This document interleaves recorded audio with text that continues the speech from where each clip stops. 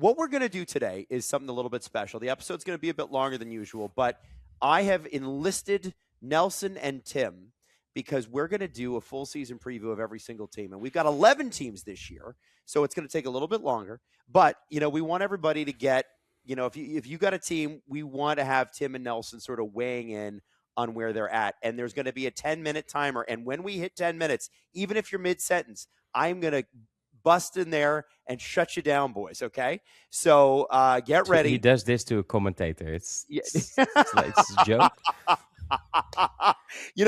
I like being the dumbest guy in the room and telling everybody what to do. This is my role. And I want to start with, and I'm going to start the timer now, Aston Martin. And I'm going to start what we think with probably the lower teams first, and then we'll make our way up. Now, 10 minutes longer for than Aston. 10 minutes. We're going to need longer than 10 minutes. Well, you got 10. Guys, this is a power unit issue. This entire team, it doesn't matter that Adrian Newey's here. It doesn't matter that they've spent all of this money upgrading the facility, bringing in new people, the best tech they possibly could, the full, remember last March when they announced Newey, they had the whole, the whole reveal and everything. Aerodynamically, who cares how good this car is? The power unit just isn't there, right? Well, okay, I'll boil it down and then Tim can jump in. Okay. They started late on the engine because Honda had turned its back on F1 and then retraced their steps. So the engine is late. The engine has developed, the internal combustion engine has seemingly developed a fairly paralyzing, what's the word I'm looking for? Tremors, shakes. Yeah, shakes. It's got the shakes, vibrations. That's the word. It's basically shaking the hybrid component of the Honda engine apart. That's a major issue, and yes, that will hold the team back for months. However, when Adrian Newey came in March, he was late as well. He then tore up a lot of the work that was done on this new car. So this car is apparently overweight. It's underdeveloped, the chassis. Its handling characteristics aren't there, and they can't develop it because the engine shakes itself apart. So it's not just a Honda issue. This entire baby of Newey and Honda, this Aston Martin Honda, is late on all fronts, is underdeveloped, and is going to be a major headache for the team. I'll pick up on that. Great not only start. that, I mean, not only that, like we've spoken about on here before, the gearbox. I mean, Aston Martin building their very, very first gearbox. The last time this team built a gearbox was 2008, and that's, like I keep saying, that's when they were Force India. So that in itself is a massive issue because teams will be relying on the gearbox to help them harvest energy, to help them get energy back into the battery. So if that's not working with your hybrid system, then this whole sort of chain falls apart. And if it falls apart, then you're not only trying to figure out, okay, our engine is shaking so bad, it's breaking components within the MGUK and the battery, but we don't know what else we need to do with the gearbox to make it work with the hybrid components. And so if you introduce a new power unit, then you have to be working in conjunction with whatever the new gearbox is going to be. And the fact that they're making this in Japan and Aston Martin is building a gearbox over in the UK, that doesn't make things easier either. You take a look at what Red Bull Powertrains had done in building out a whole new factory, which is close by the campus. Like, if they need to start putting pieces into the car or working with a new gearbox and putting that together with the everything is there. Everything is not too far away for them to do that. Now you've got to take this thing apart. You got to ship it all the way out to Japan. Who knows how long that's going to take to get there. So not only, like Nelson had said so well, are they behind on all of these different aspects of this and being late to the party, like Honda just being late to the party and getting this thing started. Their old power unit facility where they were building their old F1 engines, they cleared that out. There was nothing left in there. They had to restock all that stuff too. They had to hire new people. And this is a regulation they wanted. Mm-hmm. So yeah.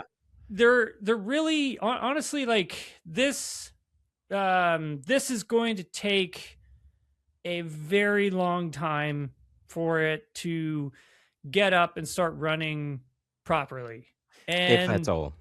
If at all. But if you think back to the first time Honda got into the turbo hybrid Formula One era, 2015, I mean, it's not as bad as that. Like that was bad.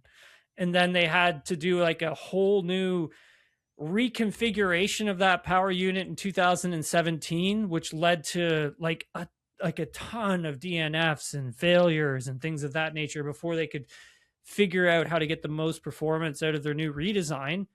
That in itself, again, took years. So yeah, right. We're not looking at something that's going to be done in the snap of a finger. We're looking at something that's going to be done over years. And Helmut Marko warned Honda about this when Honda did an about face and said, okay, we're coming back, we're redoing everything. He was very angry because the Red Bull team had heavily invested to soften the blow of Honda leaving. And then they came back and he said, well, they're going to be miles behind.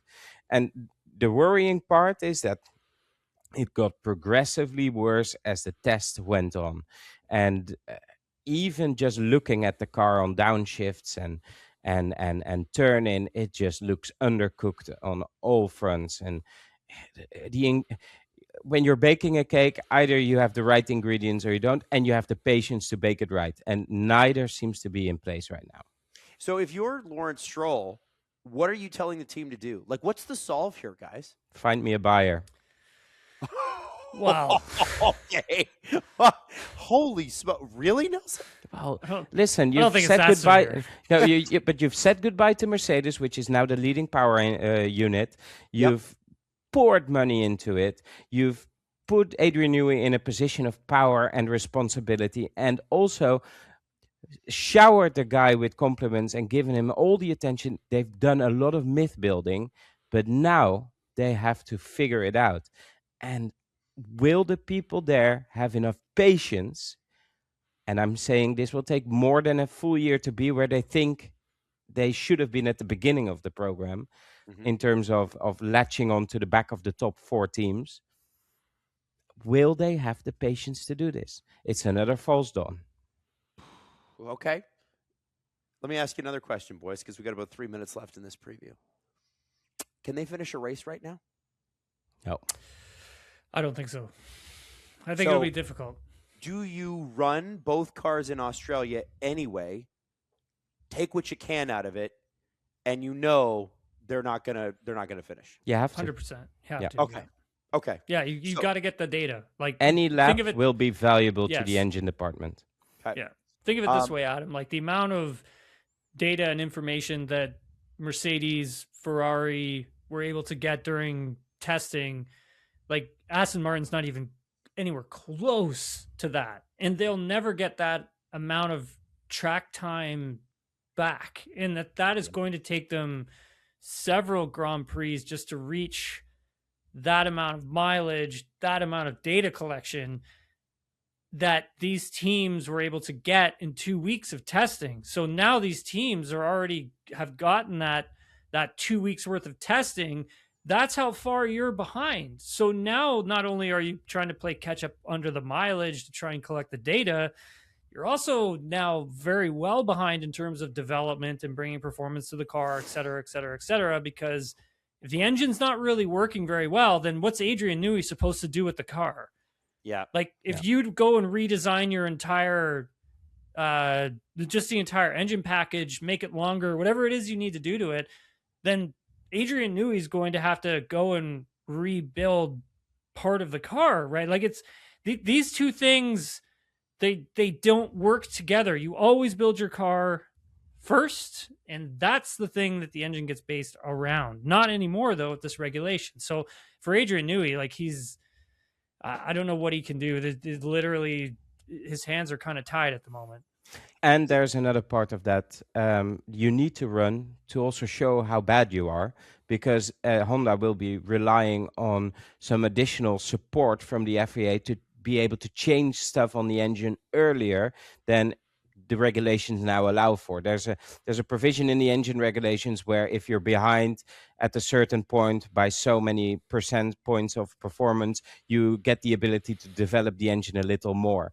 They'll be pushing to do that earlier, so you have to run. Otherwise, you have no data to convey to the FIA. Plus, they will not look favorably upon you if you start missing races. So they need to be there. They'll need to really bite the bullet. They also have to just show up and show how bad they are, and it's going to be painful.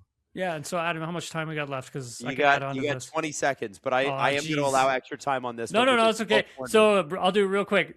Like Nelson had said, if you can prove to the FIA that you're more than 2% behind, 4% behind, then you get more tokens to allow you to build more into your power unit for the next races.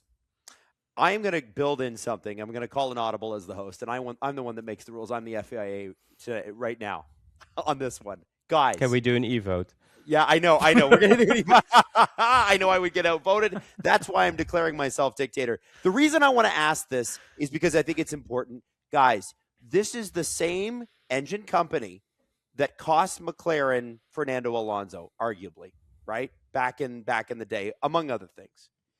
And we saw that, I think, play out in the first season of Drive to Survive.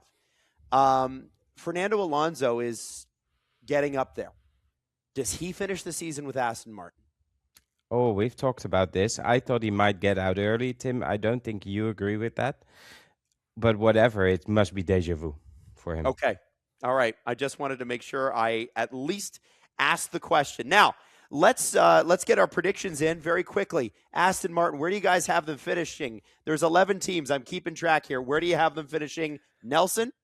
At the end of the season, constructors? Or Melbourne? Constructors 11th, end of the season. 10th. 10th. Oh, yep. Not 11th. Okay. Yep. Tim, where do you have them finishing? Yeah, I'm with Nelson. I would say 10th. You say 10th? That's interesting. Okay, that's your Aston Martin season preview.